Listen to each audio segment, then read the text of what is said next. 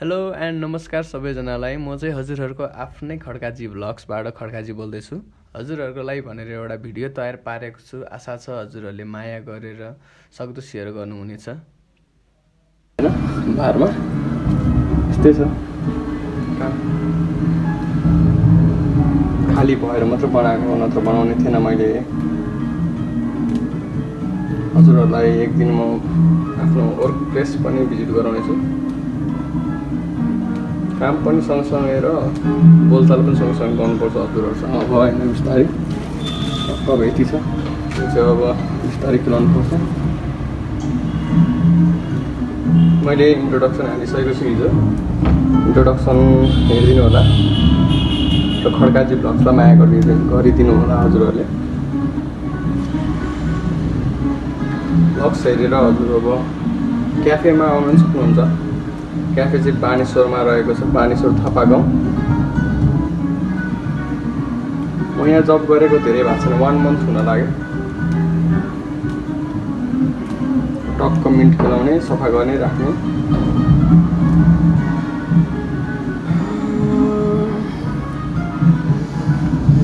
Minute खेलाउनु पर्छ।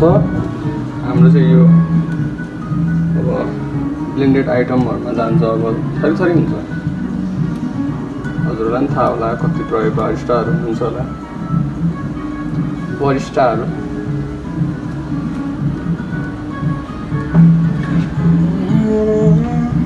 पाकशाला रहेको छ नाम चाहिँ, हाम्रो क्याफेको नाम पाकशाला एकाडेमी अफ हस्पिटालिटी रहेको छ भने। कस्टमरहरू आउनु भएको छैन अहिले, गेस्टहरू। Sorry customer and guest, I am confuse हुन्छ बेला। अघि मिन्टको धनियाँ केलाएर आएको देख्ने हुनुहुन्छ हजुरहरूले अहिले। अब म चाहिँ अहिले यसलाई निस्किनु लाग्यो, मेरो ड्युटी सकेको चाहिँ छैन। आज 12 बजी निस्किनु लाग्यो, 2 बजीसम्मको ड्युटी हो। र यहाँ यो चाहिँ मेरो ब्याक साइड भयो। यो चाहिँ अब हाम्रो माथि क्लासहरू जाने भयो होइन। एक दिन हजुरहरूलाई म भिजिट गराउने छु। म चाहिँ अघि मिन्ट धनियाँहरू केलाउँदै थिएँ, धनियाँहरू केलाएर राखेँ अरे। कस्टमरहरू गेस्टहरू आउनु भएको थियो, गेस्टहरू आएपछि मैले टक्क बनाएर दिएँ कफी होइन, कफीहरू पुसपास क्लिनिङ गर्दै थिएँ। टाइमहरू बितिहाल्यो, 12 बजिहाल्यो। म्याम आउनु भएको छ, बार खाली छोड्नु चाहिँ हुन्न कहिले पनि, जहाँ पनि बरिस्टाहरूले बार एक्लै छोड्नु हुँदैन। किन भन्दाखेरि बार भनेको चाहिँ अब जतिखेर पनि गेस्टहरू आउनु सक्नुहुन्छ त्यहाँ। अब हामी नै बरिस्टाहरू नभएपछि त नरमाइलो भयो नि त त्यहाँ, गेस्टहरू नरमाइलो भयो। त्यसपछि अब हजुरहरूलाई म अब सिधै घर गएर भेट्न सक्छु मेरो, किनकि यहाँ अहिले डाइरेक्ट म घर जाँदिनँ। एकछिन सानो काम छ, बेलुकातिर भेट्छु होला हजुरहरूलाई। यसको लागि चाहिँ अब म यहाँबाट निस्किन्छु। निस्केको अब अलि दिनपछि चाहिँ बाटोको भिडियो नै हाल्छु, अहिलेलाई चाहिँ हाल्दिनँ म। त्यो म चाहिँ टक्क ड्रेस चेन्ज गरेर म चाहिँ अब निस्किनु लाग्यो। टक्क एउटा ज्याकेट लगायो भने। अनि त्यसपछि यो चाहिँ हाम्रो पाकशाला क्याफेको अन्डरग्राउन्ड टक्क अब निस्किन्छु होइन। म चाहिँ ल यता भ्यूहरू यसो घुम्न आएको नि, कामबाट यता आएँ।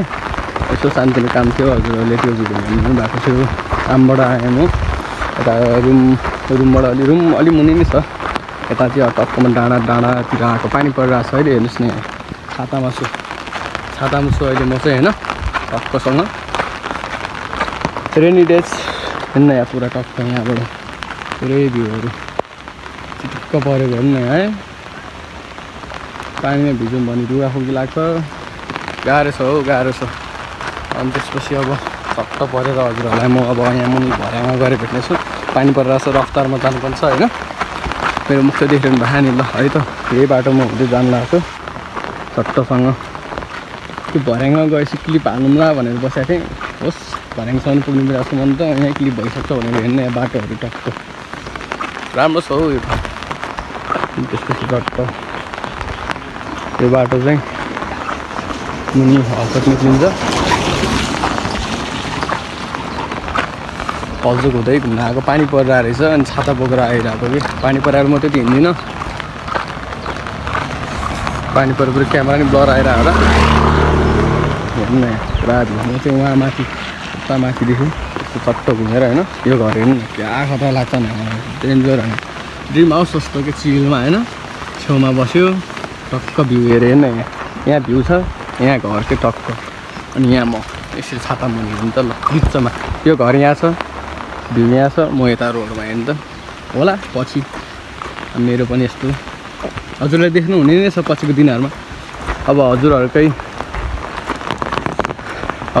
अब साथ सपोर्ट पायो भने यस्तो हुन्छ कि होइन हुने नै पर्ने हुनेछ यस्तो बनाएको कारण यसको लागि त हो त्यहाँ न चट्ट यो देखिरहनु भएको छैन भिडियोमा होइन त्यस्तो क्लियर त आएको छैन अहिले टक्क घरहरू टक्क अघि आउँदा ठुलो पानी परिरहेको थियो म अघि नै भिडियो बनाउँथेँ होइन भ्लग बनाउन सुरु गर्थेँ यस्तो भयो कि अघि पनि पानी पऱ्यो म त्यो राइडमा आइरहेको थिएँ अनि त्यसपछि राइडमा पानी परिरहेको थियो अनि भिज्छ भनेर नबनाएको भिडियो चाहिँ होइन भिडियो क्लिप नत्र हुन्थ्यो एउटा टक्कसँग यताबाट गयो होइन अब यहाँबाट चाहिँ अलिकति बाटो अप्ठ्यारो अफरोडिङ गर्दै जान्छु म होइन पुरा अब हिँडाइ यात्रा पैदल यात्रा हिँडाइ यात्रा होइन पैदल यात्रा यो घर पनि हेर्नु चिटिक्क कस्तो राम्रो थियो अब यहाँबाट पनि हेर्नु न त ल ओहो टक्क पानी परिहाल्नु त डाँडामा आउनु त ओहो चिया खाएर अझ दामी हुन्छ चिया खानुपर्छ गएर चट्टसँग होइन सक्छौँ चिया खाएको पनि भिडियो बनाउँछु होइन अब त्यहाँ वातावरण कस्तो हुन्छ मोबाइलमा चार्ज पनि छैन फेरि चार्ज सकिन्छ आहा चार्ज हालेकै छैन म अघि आएँ एकछिन बिजी जस्तै थिएँ म हल्का शान्तिनो काम थियो अनि त्यसपछि टिक्कसँग म मुनि भर्याङ गएर बनाउने छु होइन हजुरलाई म भर्याङमा भेट्ने छु ल यही बाटो हो मैले भनेको चाहिँ होइन बिचमा आफै भिडियो पज भइरहेको त्यही भएर हो यहाँ नै भिडियो बाटो भिडियो भन्न आएको छ बाटो भिडियो लागेको छ एक स्लिप जिन्दगी छ टक्कसँग त्यो चाहिँ हाम्रो हलचोकको भ्यू हो है हलचोक भन्ने ठाउँको भ्यू हो यो चाहिँ म चाहिँ यहाँबाट अलिकति मुनि बस्छु त्यहाँनिर टक्क ऊ त्यहाँ माथि हेर्दा टावर त्यो त टावर देखेर होला अहिले म छाता बोकेको कारणले जुम गर्न पाएको छैन होइन अहिले म यहाँ लड्यो भने ट्रोल हान्ला फेरि ट्रोल बाटो नै बाटो यहाँ बाटो चप्पल फेरि त्यस्तै चप्पल पनि फेरि यस्तै चिप्लो लाग्छ कि डरै लाग्दो छ नि बाटो है अहिले फेरि सिधै मुनतिर भर्याङ झर्नै पर्दैन सिधै मुनतिर पुगिरहेको छ मुनतिरबाट सिधै मासतिर अघि आउँदा चाहिँ त्यस्तो गाह्रो परेन यहाँ साथी भेट्न आएको थिएँ चट्टसँग होइन डाँडामा आइदियो नि त भन्यो डाँडामा आएको चट्टसँग आएको पानी पऱ्यो अनि साथीको छाता लिएर आएको चट्टसँग होइन अब त्यहाँ छ यस्तो त छ चिप्लो बाटो ए रातो माटो भने जस्तो हो कि रातो माटो सक्यो के भन्दा सक्यो एक दुईचोटि म लडी पनि सक्यो क्या यहाँ लडी पनि सक्यो मन त पर्छ डाँडामा आउनु होइन मन त पर्छ डाँडामा आउनु कस्तो डरै लाग्दो छ यहाँ बाटो त कसरी जाने हेर्नु न अब ल कहाँ टेक्ने भने कहाँ यस्तो पानी पऱ्यो भने त डरै लाग्छ लडेन भन्नु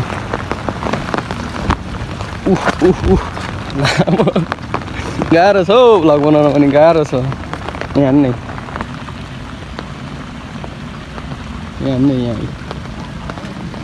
उहाँ माथिदेखि आएर म चाहिँ यस्तो बाटो छ चिप्लो म चाहिँ अनि त्यो भर्याङबाट आउँदाखेरि अब टक्क मुनि आएपछि बोल्नलाई हल्का अब पब्लिकहरू हुनुहुन्थ्यो त्यही भएर बोलिनँ टक्क यो भिडियो खिचेको छु त्यहाँ स्वयम्भू डाँडा मैले जुम गरेर देखाएको छु हजुरहरूलाई यो भ्लगिङ चाहिँ म अहिलेलाई यहाँ नै सघाउँछु जय नेपाल।